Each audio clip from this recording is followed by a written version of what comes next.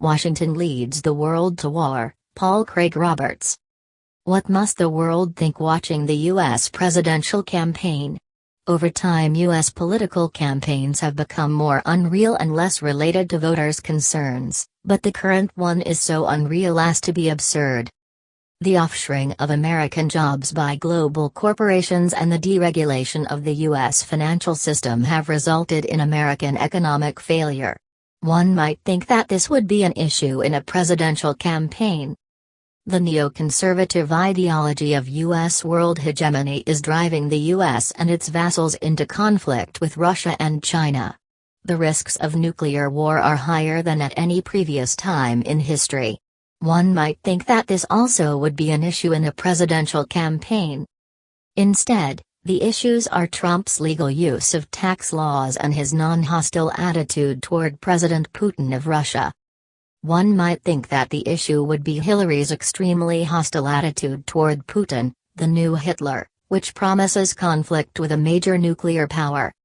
As for benefiting from tax laws, Pat Buchanan pointed out that Hillary used to her benefit a loss almost as large as Trump's, and during the Arkansas years Hillary even took a tax deduction for itemized pieces of used clothing donated to a charity, including $2 for one of Bill's used underpants.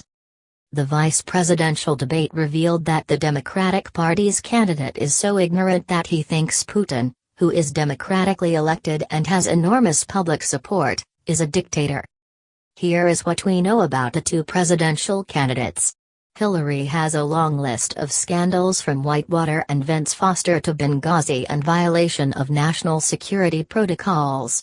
She is bought and paid for by the oligarchs on Wall Street, in the mega banks, and in the military security complex, as well as by foreign interests.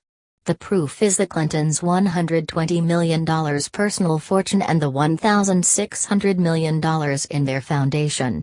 Goldman Sachs did not pay Hillary $675,000 for 3 20-minute speeches for the wisdom they contained.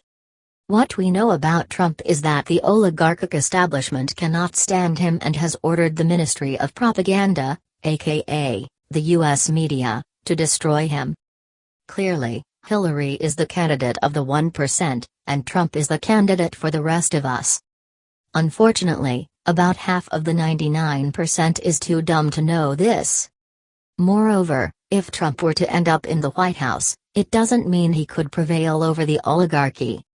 The oligarchy is entrenched in Washington with control over economic and foreign policy positions, think tanks and other lobbyists, and the media. The people control nothing.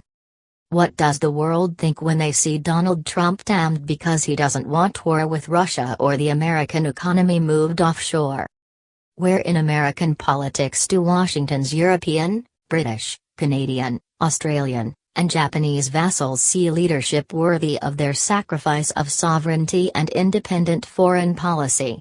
Where do they even see a modicum of intelligence? Why does the world look to the most stupid, vile, arrogant, corrupt and murderous government on the planet for leadership? War is the only destination to which Washington can lead. Article printed from paulcraigroberts.org. URL to article, www.paulcraigroberts.org web link.